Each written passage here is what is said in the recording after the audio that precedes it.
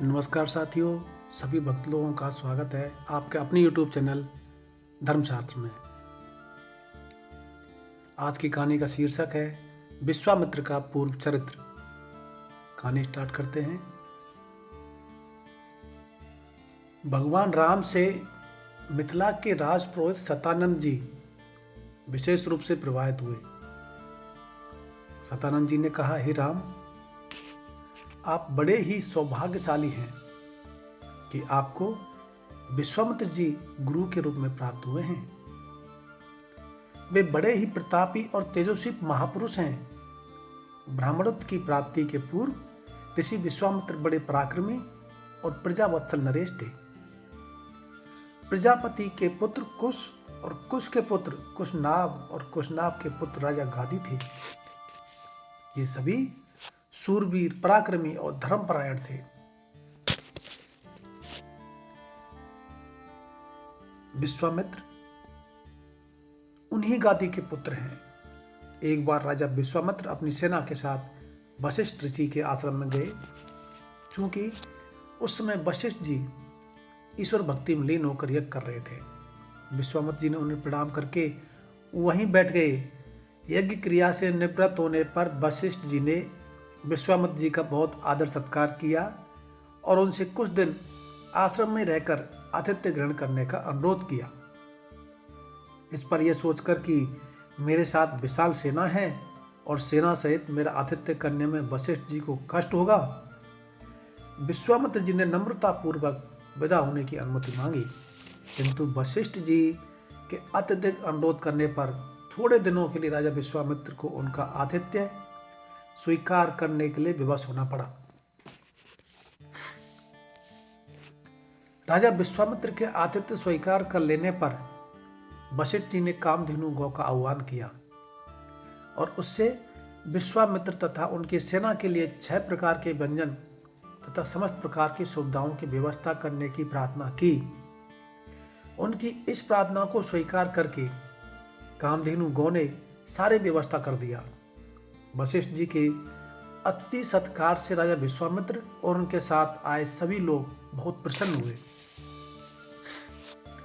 कामधेनु गौ का चमत्कार देखकर विश्वामित्र के मन में उस गौ को प्राप्त कर लेने की इच्छा जागृत हुई और उन्होंने वशिष्ठ जी से कहा कि हे ऋषि श्रेष्ठ, कामधेनु जैसी गौ तो किसी वनवासी के पास नहीं वरन राजा महाराजों के पास ही शोभा देती है। अतः आप इसे मुझे दे दीजिए। इसके बदले में मैं आपको सहस्त्र और स्वर्ण मुद्रा दे सकता हूं।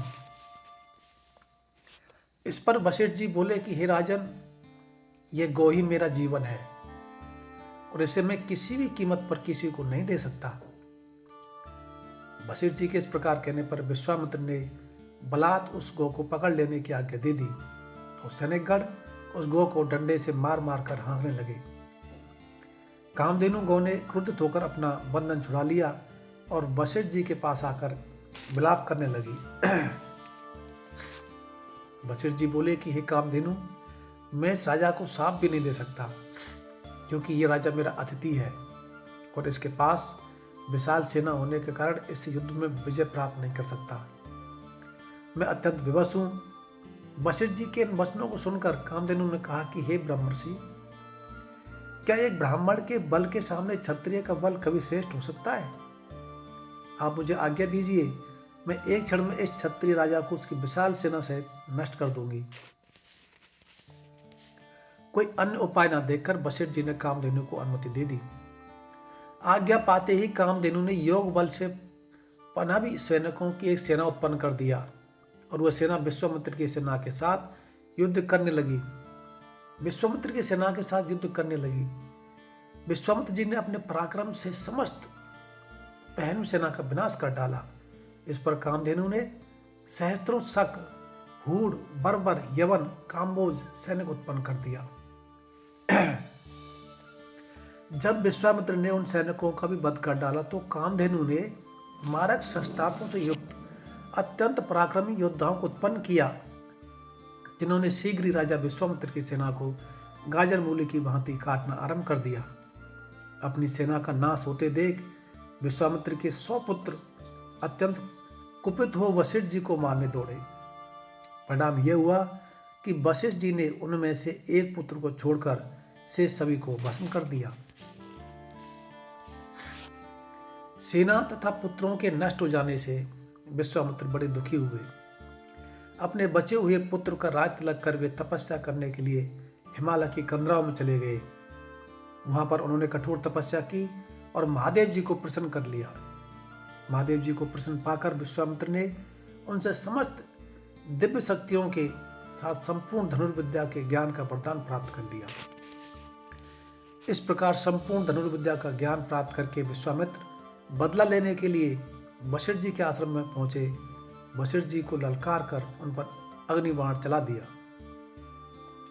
अग्निबाण से समस्त आश्रम में आग लग गई और आश्रमवासी भयभीत होकर इधर उधर भागने लगे। वशिष्ठ जी ने भी अपना धनुष संभाल लिया और बोले कि मैं तेरे सामने खड़ा हूं, तुम मुझ पर वार कर। आज मैं तेरे अभिमान को चूर चूर करके बता दूंगा कि छात्र बल से ब्रह्म बल श्रेष्ठ है। क्रुद्ध होकर विश्वामित्र ने एक के बाद एक आग्नेयास्त्र, वरुणास्त्र, रुद्रास्त्र, इंद्रास्त्र और पाशुपतास्त्र एक साथ छोड़ा, जिन्हें वशिष्ठ जी ने अपने मारक अस्त्रों से मार्ग में नष्ट कर दिया।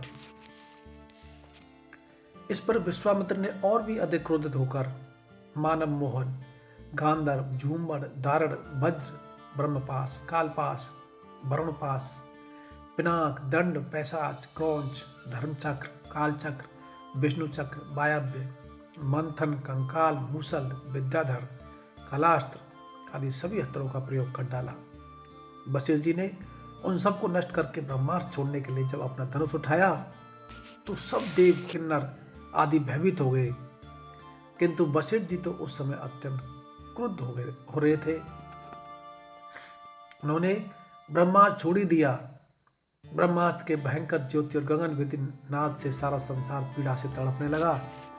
सब ऋषि मुनि उनसे प्रार्थना करने लगे कि आपने विश्वामित्र को प्राप्त कर दिया, अब आप ब्रह्मास्त्र से उत्पन्न हुई ज्वाला को शांत करें।